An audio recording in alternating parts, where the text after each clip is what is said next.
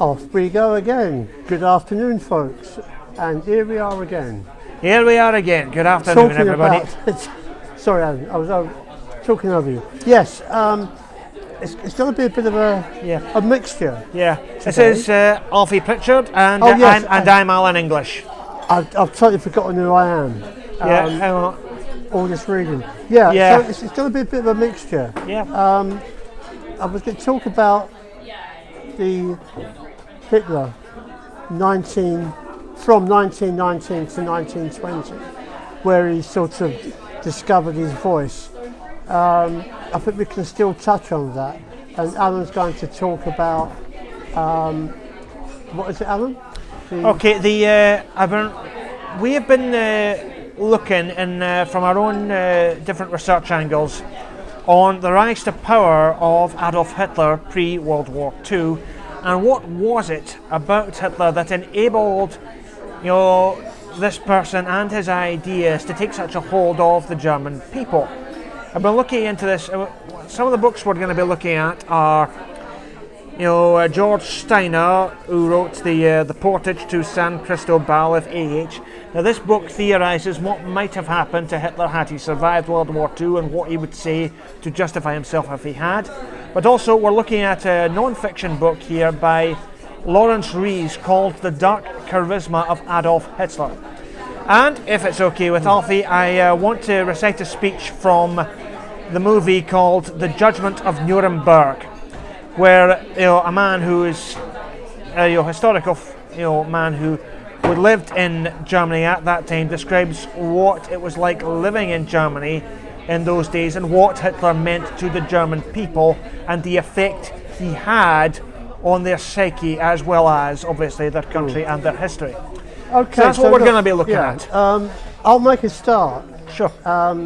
So I'll cut a little bit short. First of all, it's important to, we're talking about Germany, and before the First World War, Germany was the premier power in Europe, and it had reached the stage of industrial power.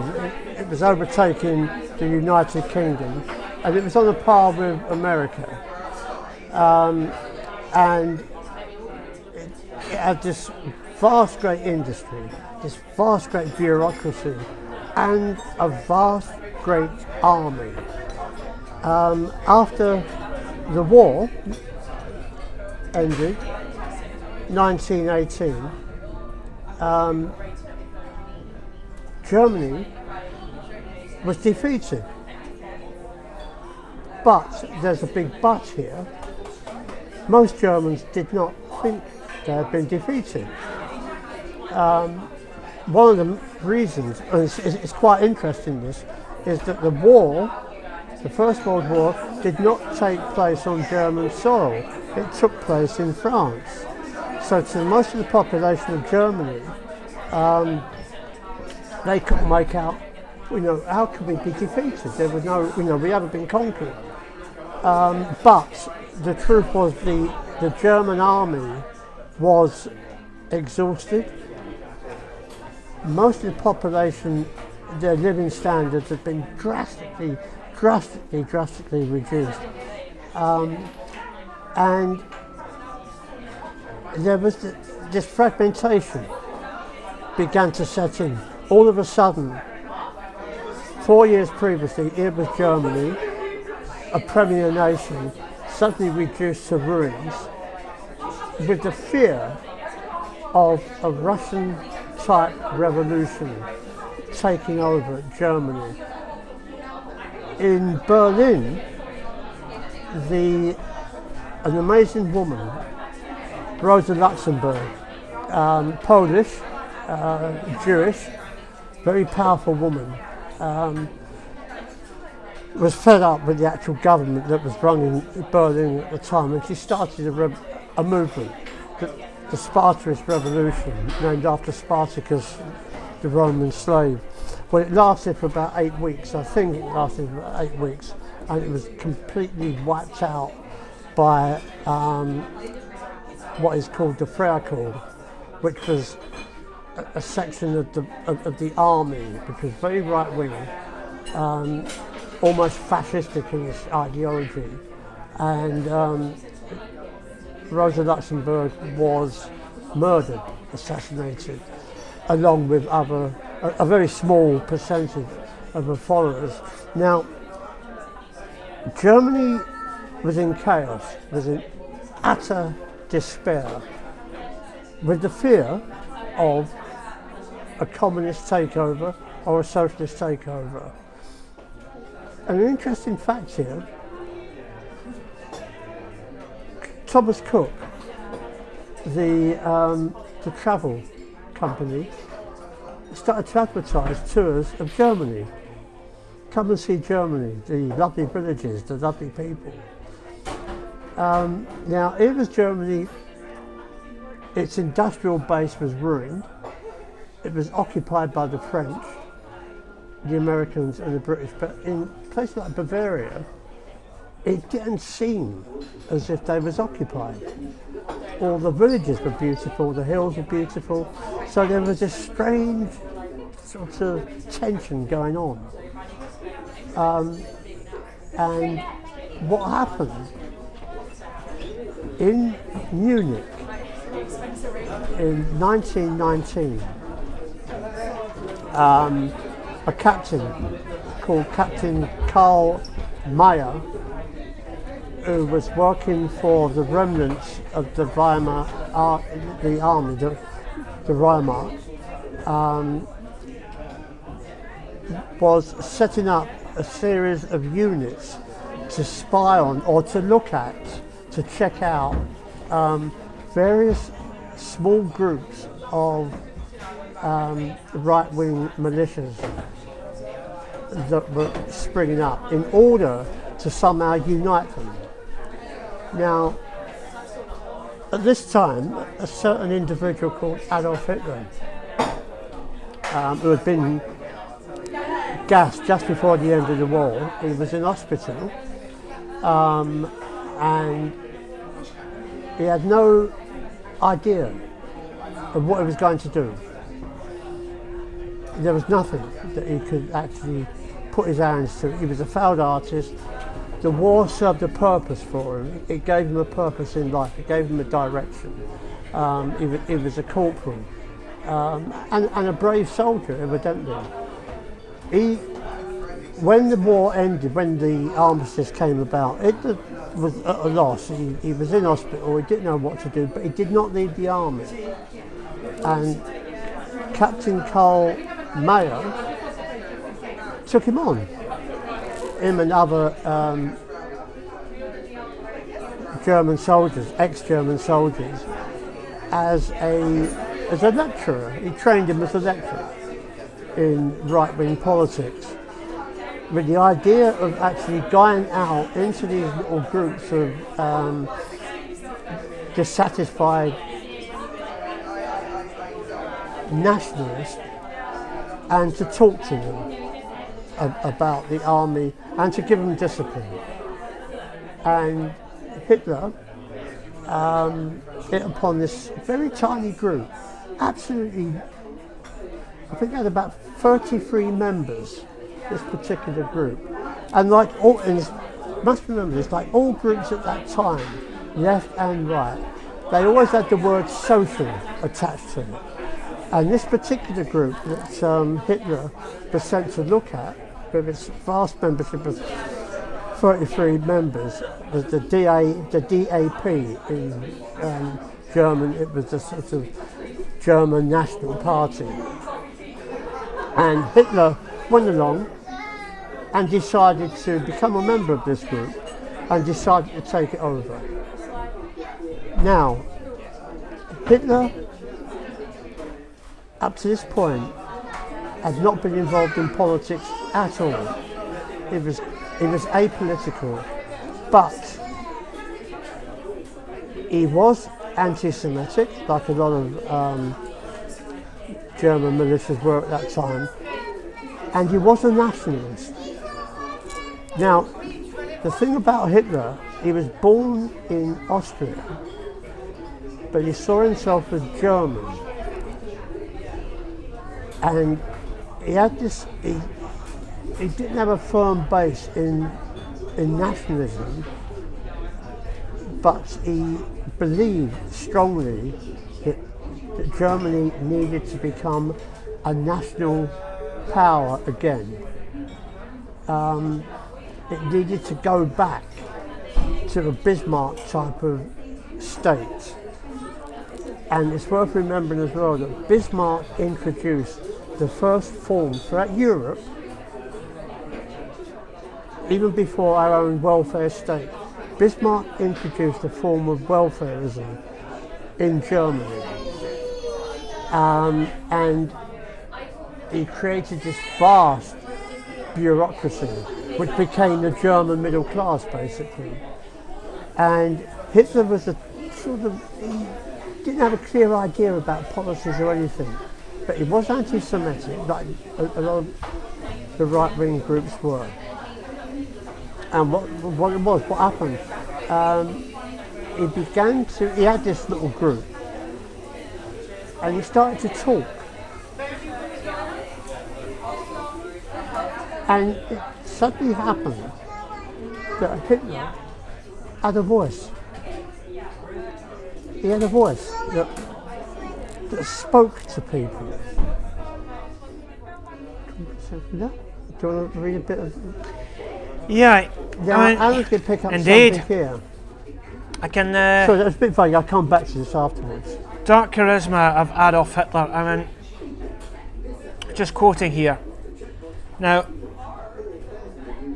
in the summer of 1919, Hitler was 30 years old, and it is only at this point that one can detect in the historical records the first reference to any charismatic quality he might possess. Now, Hitler's successful rise to power and his entire charismatic leadership was based on his rhetorical skill.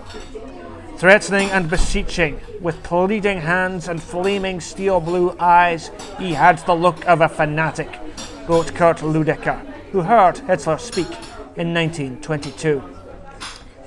Now, Hitler structured his early speeches not only to control the mood of an audience, but also to provoke an emotional response. He would often begin, as he did on his speech in 12th of April 1922, by outlining the terrible situation in which Germany found herself. The very terrible situation that you've just been referring to. You know, and Can I just come? Sure. Yeah, I just wanted to interrupt Alan on this point. Hitler gave his second public speech by mistake to an audience of about, I think it was about 45, 50 people, and it was in April 1919. And it was a meeting with this little group that he had set up, and a motion was passed that Germany should align itself with Austria, which would have meant that Germany would have become part of Austria. This infuriated Hitler.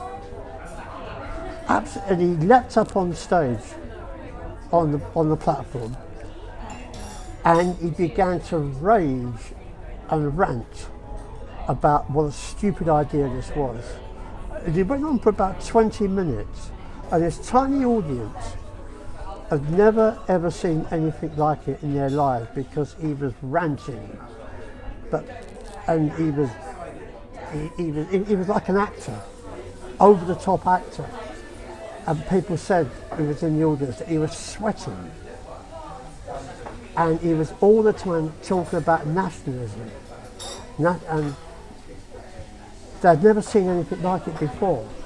And from that second speech that he made, this is where what Alan's on about, this dark charisma, began to develop. Hitler never knew that he had it until he found his voice.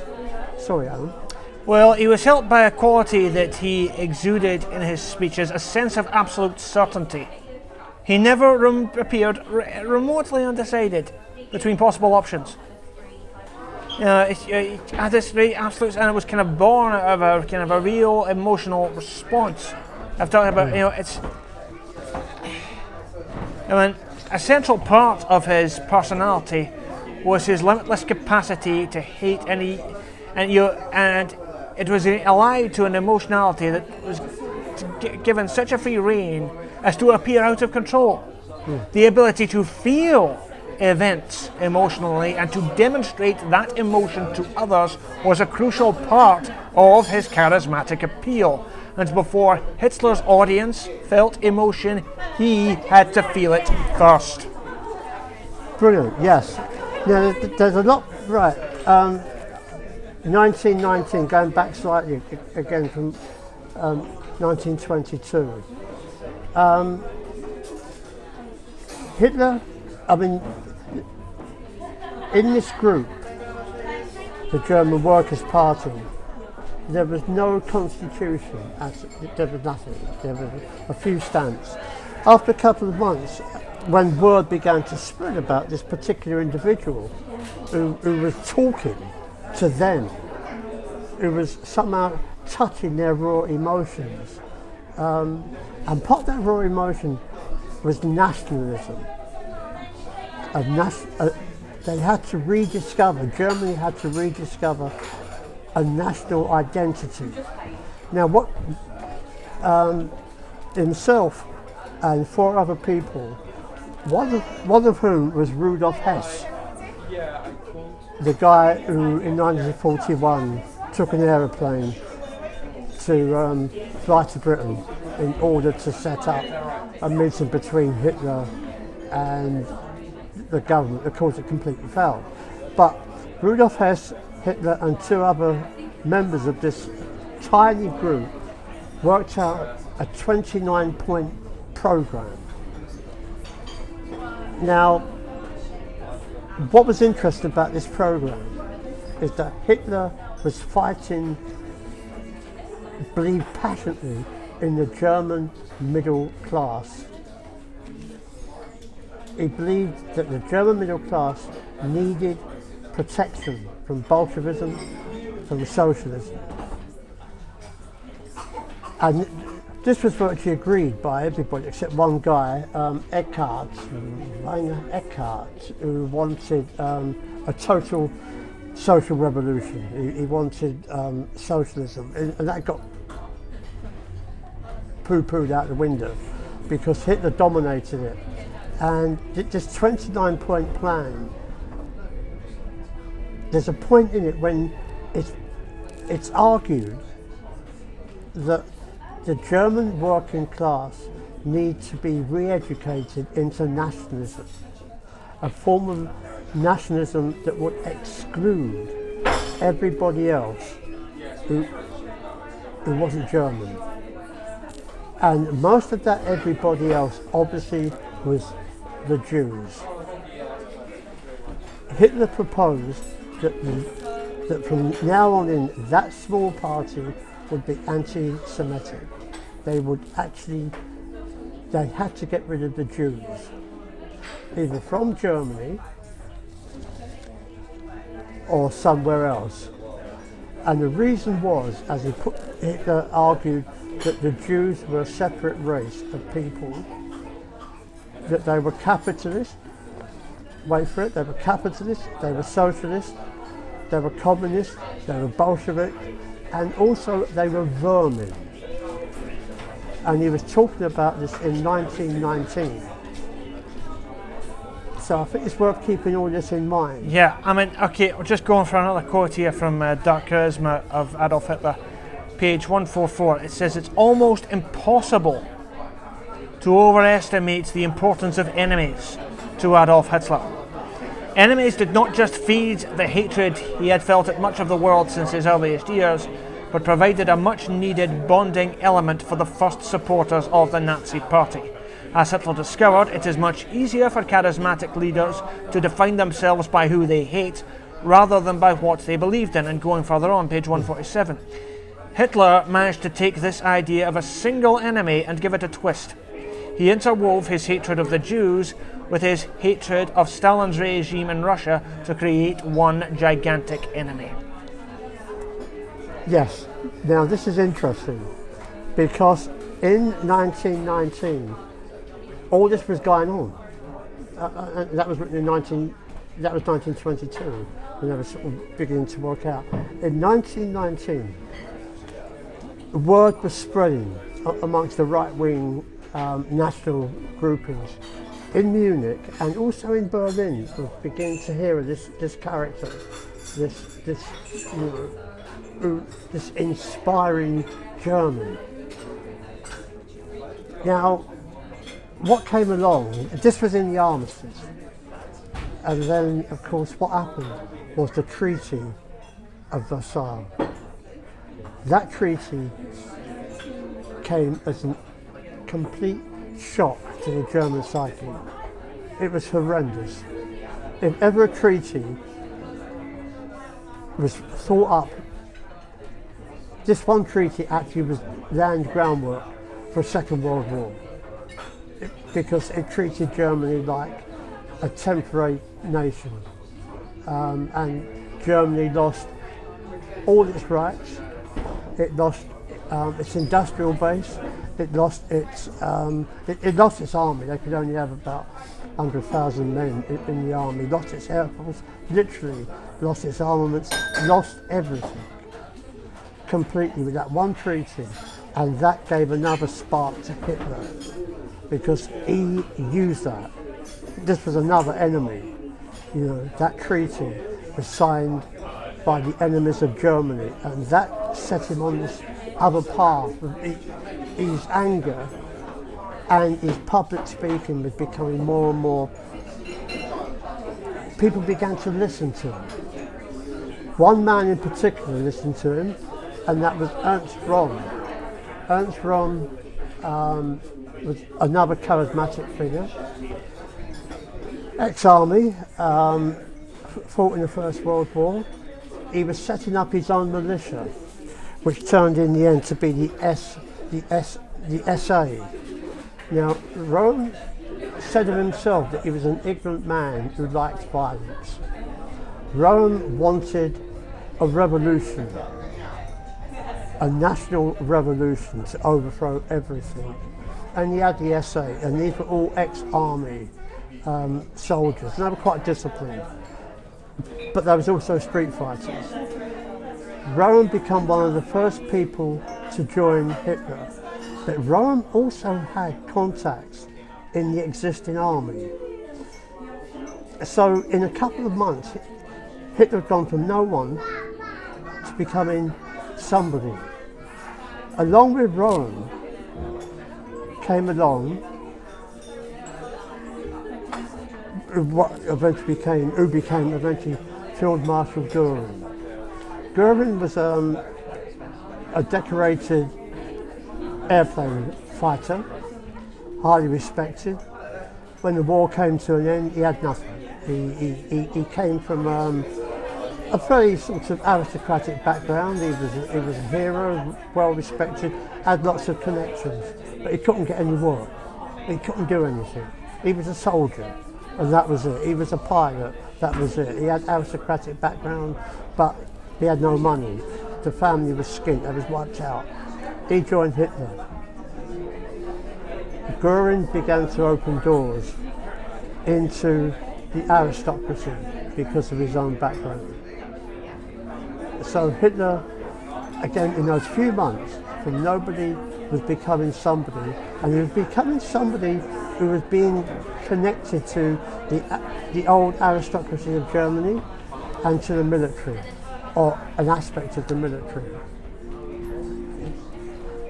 Sorry, No.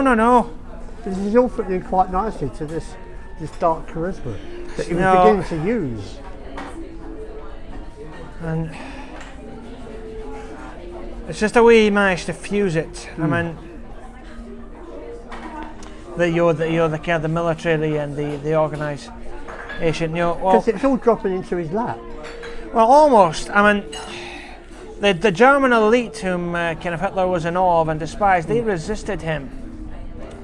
Particularly President Hindenburg, almost passed him over for Chancellor. But when Hitler, of course, eventually got the job. But when Hitler became Chancellor of Germany and Hindenburg died, Hitler merged the two offices. You know, Now, can I just jump in? he was perceived as a charismatic leader by large numbers of ordinary Germans just because of his ability to work a crowd. And don't forget that as a kind of an ordinary person, Hitler was not very engaging at all. But put him in front of a microphone in a crowd, he could light the place up, literally. But it's just there was some part of him that was repressed, and that he channeled through his oratory on the podium, to really, in the end, very destructive effect, because people get swayed by it, and that's how he got to the masses, And it was a right. It was just that kind of combination of oratorical skill and ability to exploit a crisis. Okay, Germany was in absolute economic straits. The Weimar Republic, the Germans had lost a war and were forced to pay reparations for it, rendering the economy in a very precarious situation. And what they say is what Hitler offered his audience was redemption. Okay. Oh, yes, yeah. Okay, now go to page 133, 134 here. Okay, in his speeches he talked less about policy and more about destiny. It was a privilege, he said, to live at such a decisive time in history. The Nazis were on a splendid crusade that would go down as one of the most remarkable phenomena in world history. This is the kind of wordage he was using. Okay, he was never big on details on policy. For example, just to kind of go into this, page 156. The charismatic leader is not an ordinary politician who seeks to rule only after extensive consultation. There is an element of personal conviction bordering on the magical associated with the decision-making process of a person with charisma, a magic that the committee room destroys. And Hitler, who possessed a fanatical hatred of committee meetings, took this idea of only making important decisions in isolation to extremes. Wasn't preoccupied with policy, only with vision. That's what swayed the masses, but also made some people afraid of him. Now, it's interesting you mentioned Hindenburg. There's also another character, Lindenburg. Lindenburg? Yeah, von Lindenburg. Now, Hindenburg and Lindenburg were at the end of, in 1917, had drawn up this great plan of how Germany would finally defeat the Allies, because by then America was in the war. And obviously it completely failed. But because Germany hadn't been invaded, because all the war had taken place in France, Germany had been stabbed in the back by the communists, by the socialists, by the Jews, who were blamed for everything. Now, Lindenburg in 1922 sided with Hitler when Hitler decided to march on what is called the Munich March, to march on the Parliament, and it failed. But Lindenburg, from a very early period, was giving Hitler massive support. So this whole sort of myth that he was building up for himself, Hitler, was also being fed into his ego by these very important, in his mind, important individuals who were coming very slowly to his way of thinking, whatever that was. But as Alan said, when Hitler spoke, he never mentioned at all his program. It was raw emotion that people could understand. And one of the things that he was feeding was hate for the other. He was, and that other was all these different groupings of people that Hitler see as enemies, and it all came down to one enemy at the end, the Jew. That's what it came down to. So all the problems that were going on, and they were massive, they were horrendous. Starvation, poverty was just running out of control. Inflation was, it had gone through the roof. I mean, you had wheelbarrows of money. It was all the backstabbers who did it, and the backstabbers were the Jews. And he was getting a lot of support and a lot of invitations to talk privately to groups of aristocrats, particularly aristocratic women, funny enough. So, right, Alan. Now, comes back to the film I watched recently, Judgment at Nuremberg. And for those of you who don't know the piece, Judgment at Nuremberg is set at the Nuremberg trials, coming towards the end of the Nuremberg trials after World War II.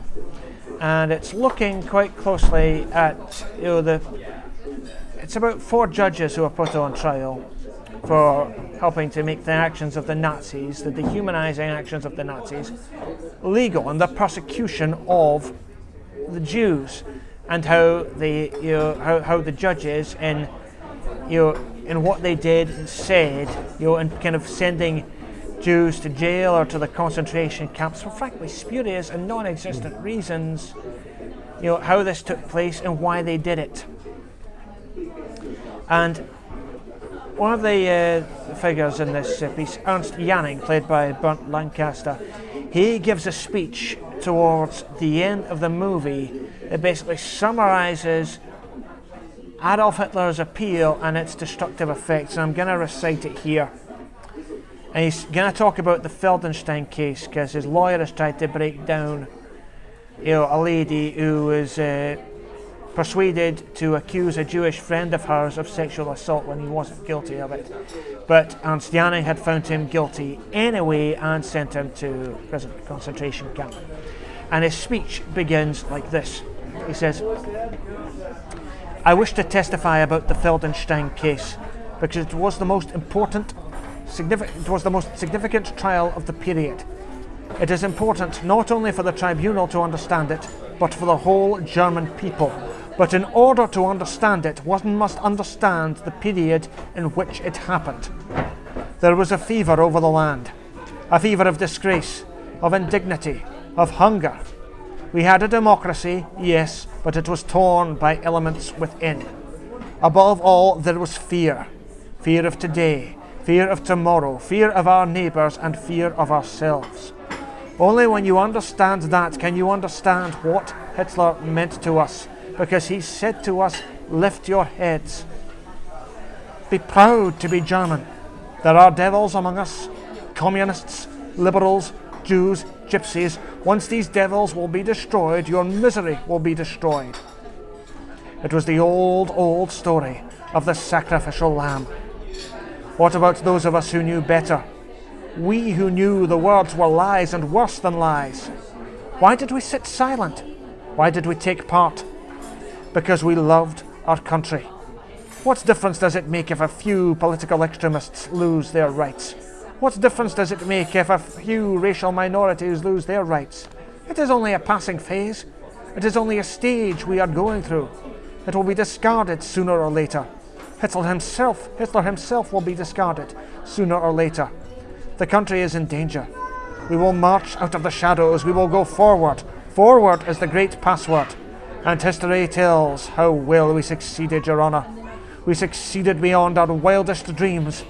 The very elements of hate and power about Hitler that mesmerised Germany mesmerised the world. We found ourselves with sudden, powerful allies. Things that had been denied to us as a democracy were open to us now. The world said, go ahead, take it. Take it. Take Sudetenland. Take the Rhineland. Remilitarize it. Take all of Austria. Take it. And then one day, we looked around and found that we were in an even more terrible disease. We were in even more terrible danger. The ritual begun in this courtroom swept over the land like a raging, roaring disease. What was going to be a passing phase had become the way of life. Your Honour, I was content to sit silent during this trial. I was content to tend my roses. I was even content to let counsel try to save my name until I realized that in order to save it, he would have to raise the spectre again.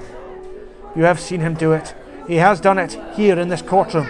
He has suggested that the Third Reich worked for the benefit of people. He has suggested that we sterilized men for the welfare of the country. He has suggested that perhaps the old Jew did sleep with the 16-year-old girl after all. Once more it is being done for love of country. It is not easy to tell the truth, but if there is to be any salvation for Germany, we who know our guilt must admit it, whatever the pain and humiliation. I had reached my verdict on the Feldenstein case before I ever came into the courtroom. I would have found him guilty, whatever the evidence. It was not a trial at all. It was a sacrificial ritual in which Feldenstein, the Jew, was the helpless victim. My counsel would have you believe we were not aware of the concentration camps. Not aware. Where were we? Where were we when Hitler began shrieking his hate in Reichstag?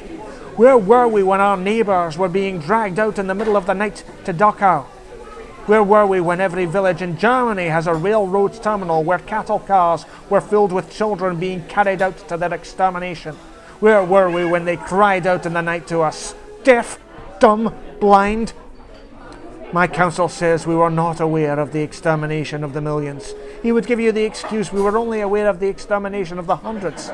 Does that make us any less guilty? Maybe we didn't know the details, but if we didn't know, it was because we didn't want to know. I am going to tell them the truth. I am going to tell them the truth if the whole world conspires against it. I am going to tell them the truth about their Ministry of Justice. Werner Lamp, an old man who cries into his Bible now, an old man who profited by the property expropriation of every man he sent to a concentration camp.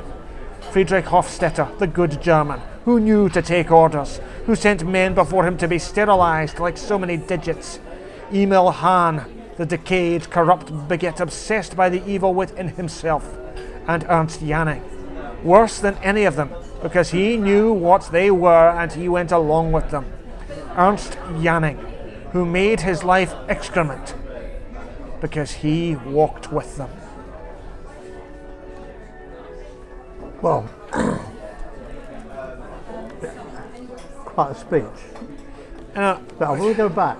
Cool. I just want to go back to one thing. I think what me and Alan are beginning to uncover. Okay, we're talking about Germany. We're talking about extremes. We're talking about the most extreme debasement of the human spirit. The question I think we should ask ourselves all the time, could it happen here in our own country? I think it has. I think it is. We have to be careful of where this country and other countries are going at the moment. We've forgotten, I really do believe this, we've forgotten what happened in Germany could happen anywhere. It could happen here. The moment we start eroding our law courts, the moment we start eroding our judges, calling our judges enemies of the people, we've already trodden into a shadow. It's a dangerous road. Anybody can go down this road. It's happening over the world, and we've turned our backs on it. We've turned our backs on reality. Above all, we've turned our backs on history. One thing that Hitler, amongst many obscene ideas that he had in what were called his after-dinner talks, was to cage 1,000 German children, put them in a cage, like animals, and watch them die. Now, I'm not saying that this is a particular individual, but Germany had reached that stage as a nation where a man could talk about that type of action publicly and nothing will be said about it. In fact, a lot of people might even have agreed to it because it doesn't take too long to go down that path. And thankfully we haven't used the word evil. We said that right at the start. Hitler wasn't evil. He was a human being. He was us. Alan, do you want to read? You know, I brought this with us. Yeah, this is a sort of. Yeah. So Ian Kershaw, the great historian about Nazi Germany and about Hitler, he calls it a lesson from history. And my God, we're not learning that lesson. Just going into this book here, George Steiner, The Portage to San Cristobal of A.H. Adolf Hitler. I'm going to recite from this now. I'm going to read from this. And it's the last chapter where Adolf Hitler stands forth and justifies himself really. I'll happen over this next few pages. I'll try and keep it short, but this speech is 9 pages long, but we'll see what we can do. This is the end of it, isn't it? Yes. The end of the book, I should say. And this is what Hitler says. He says, "Because you must understand that I did not invent. It was Adolf Hitler who dreamt up the master race, who conceived of enslaving inferior peoples. Lies. Lies. It was in the Doss house, in the Mannerheim, that I first understood. It was in. God help me, but that was long ago. And the lice, large as a thumbnail, 1910, 1911, what does it matter now? It was there that I first understood your secret power, the secret power of your teaching, of yours. A chosen people, chosen by God for his own. The only race on earth chosen, exalted, made singular among mankind.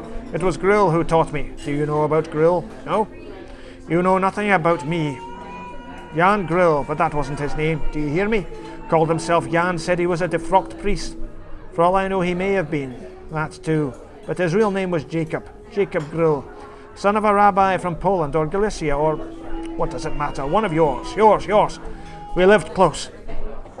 One soap sliver between us. It was Grill who taught me, who showed me the words, the chosen people, God's own and elect, amid the unclean, amid the welter of nations, who shall be chastised for impurity, for taking a heathen to wife, who shall have bondsmen and bondswomen among the Goyim, but stay apart.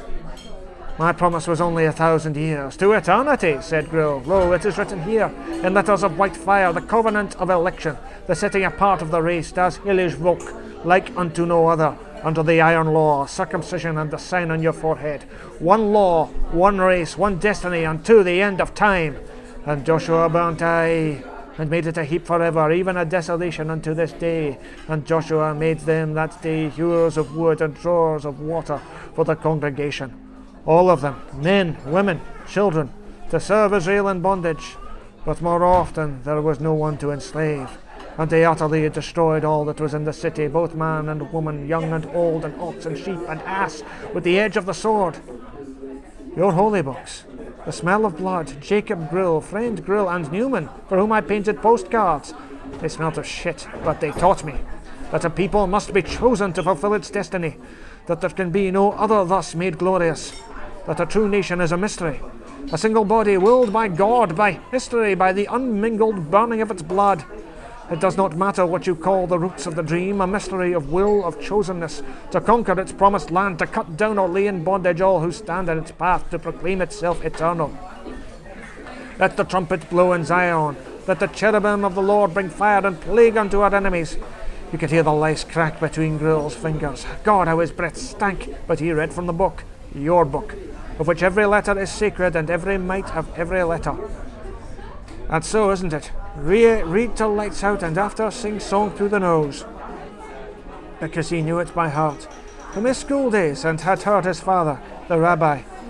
They utterly destroyed all that was in the city, in Samaria, because the Samaritans read a different scripture, because they had built a sanctuary of their own, of terebinth, 6 cubits to the left. They had made it 7 or 5, or God knows. Put to the sword. The first time, every man, woman, child, she, ox, the dogs too. The pride of it. The brute cunning.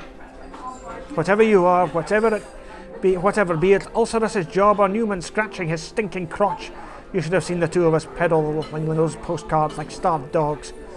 But what does it matter if you're one? the chosen people. But I learned from you everything, to set a race apart, to keep it from defilement, to hold before it a promised land, to scour that land of its inhabitants or place them in servitude. Your beliefs, your arrogance. In Nuremberg, the searchlights, that clever beaver, spear, straight into the night. Do you remember them? The pillar of fire, that shall lead you to Canaan. And woe unto the Amorites, the Jebusites, the Kenites, the half-men outside God's pact. My Superman? Second-hand stuff. Rosenberg's philosophic garbage. Whispered to me that he, too, the name, my racism, was a parody of yours, a hungry imitation. What is 1,000-year Reich compared with the eternity of Zion? Perhaps I was the false Messiah sent before. Judge me, and you must judge yourselves, Übermenschen, chosen ones. One more. There had to be a solution, a final solution. For what is the Jew if he is not a long cancer of unrest? Germany, gentlemen, I beg your attention, I demand it. Was there ever a crueler invention? A contrivance more calculated to harrow human existence than that of an omnipotent, all-seeing yet invisible, impalpable, inconceivable God? Gentlemen, I pray you consider the case. Consider it closely. Yeah. That was only a sample of it, but yeah. You see where he's going with it, the Yeah. justification of himself, his beliefs and his actions. The interesting thing about this book runs through it. Don't let Hitler speak. Do you remember that? Do not let him speak. He speaks the language of midnight. Now, and you know, this is a fictional sort of group of Mossad agents who have captured Hitler in the jungle, but they've been giving orders: do not let him speak. And it's the danger of language. What do we do with the language of hate? And I mean, that sums it up. Why they should not have let him speak. He was twisting, he was turning the knife, he was stabbing, and if you actually watch Hitler talking, he doesn't talk. He doesn't give a speech. It's a theatrical event. His whole body is a language. He is talking through his whole body. It was unique. I'm sorry to say it had never been seen before, and thankfully it's hardly ever seen again. But that last bit in this particular book is about Hitler has been allowed to speak, and he hasn't changed. What has changed is how he's just twisting the knife into different enemies. Oh. I don't want to end it with my little series of recitals here on the words, or could have been words, of Adolf Hitler, but I want to end on, well, at least my recitals with this another quote from Judgment of Nuremberg, and this comes from almost the very end of the movie, and it's by the Nuremberg presiding judge Dan Haywood, who passes judgment on Janning and the other 3 judges who worked during the Nazi regime, and he makes this speech. He says, "Janning, to be sure, is a tragic figure. We believe he loathed the evil he did. But the compassion for the present torture of his soul must not beget forgetfulness of the torture and death of millions by the government of which he was a part. Janning's record and his fate illuminates the most shattering truth that has emerged from this trial. If he and the other defendants were all depraved perverts, if the leaders of the Third Reich were sadistic monsters and maniacs, these events would have no more moral significance than an earthquake or other natural catastrophes. But this trial has shown that under the stress of a national crisis, men, even able and extraordinary men, can delude themselves into the commission of crimes and atrocities so vast and heinous as to stagger the imagination. No one who has sat through this trial can ever forget the sterilization of men because of their political beliefs, the murder of children, how easily that can happen. There are those in our country today too who speak of the protection of our country, of survival. The answer to that is, survival as what? A country isn't a rock. It isn't an extension of oneself. It's what it stands for, when standing for something is the most difficult. before the people of the world. Let it be noted in our decision here that this is what we stand for: justice, truth, and the value of a single human being.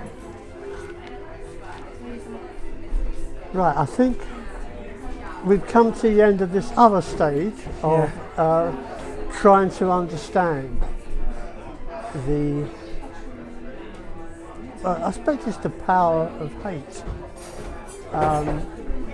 I mean, obviously we've got more to go, but I think we're uncovering something I think so. quite deeper now than, you know.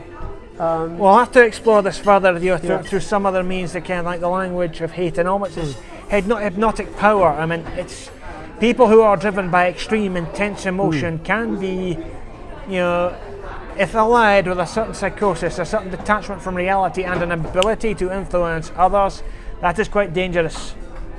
Very, very dangerous. Very threatening indeed. Very threatening indeed. So I think on that note, I think we'll end it here, and as I say, till next time.